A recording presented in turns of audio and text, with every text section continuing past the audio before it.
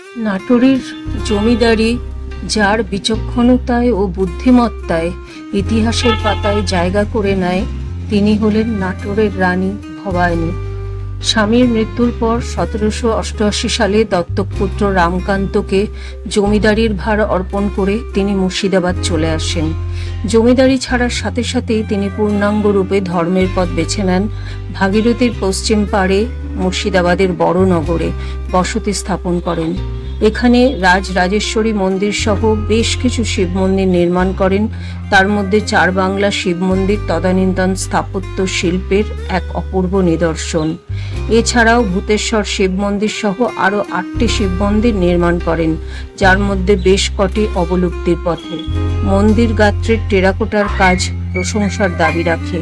চার বাংলার শিব মন্দিরের পাশেই দেখা যায় জঙ্গলাকীর্ণ ভগ্নপ্রায় রানীমহলটি।